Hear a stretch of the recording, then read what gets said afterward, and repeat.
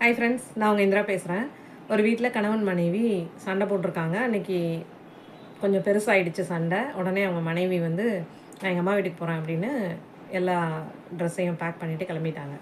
உடனே கணவர் என்ன பண்ணார், நானும் எங்கள் அம்மா வீட்டுக்கு போகிறேன்னு சொல்லிட்டு ட்ரெஸ் எல்லாம் பேக் பண்ணியிருக்காரு. உடனே அவங்க மனைவி, அப்போ குழந்தைங்களை யார் பார்த்துப்பா, அவங்க அவங்க அம்மாவோட இருப்பாங்க, அவங்க அம்மா வீட்டுக்கு போவாங்க அப்படின்னோடனே இப்படி யோசிக்கிறாங்க.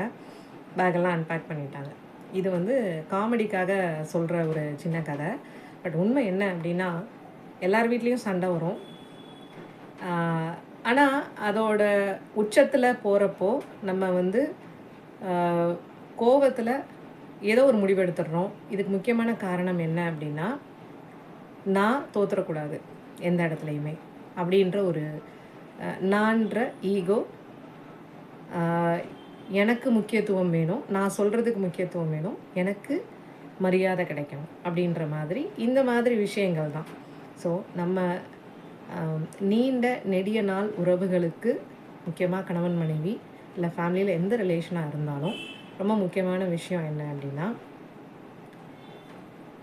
புரிதல், இன்னொன்று பொறுமை, நிதானம். இது ரெண்டும் வேணும் அப்படின்னா அதுக்கு வந்து அளவு கடந்த அன்பு வேணும். அன்கண்டிஷ்னல் லவ்னு சொல்லுவாங்க. அது டக்குன்னு வருமானா வராது.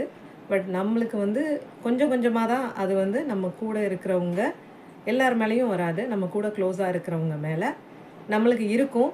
ஆனால் நான் அப்படின்ற ஒரு ஈகோவானது அதை முழுசாக வெளியில் வரவிடாமல் கொஞ்சம் தடுக்கும்.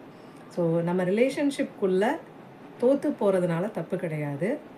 நம்ம எதுக்காக வந்திருக்கோம்னா, இந்த வாழ்க்கையை சந்தோஷமாக வாழ்கிறதுக்கு. அது வந்து ஒரு பெரிய போர் மாதிரி, உலக மகா யுத்தம்ன்ற மாதிரி, அதை ஜெயிக்கிறதுக்காக வந்திருக்கோம். அதை விட்டுட்டு சின்ன சின்ன சண்டைகள், சச்சரவுகள் போட்டு அதில் நம்ம ஜெயிச்சிட்டா வாழ்க்கையிலேயே ஜெயிச்சிட்டோம் அப்படின்னு நினச்சி நிறையா தப்பாக முடிவுகள்லாம் எடுத்து அதனால ரொம்ப கஷ்டப்பட்டுட்ருக்கோம் அப்படின்றது தான் உண்மை.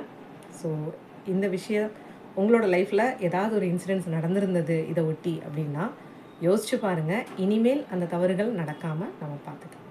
தேங்க்யூ.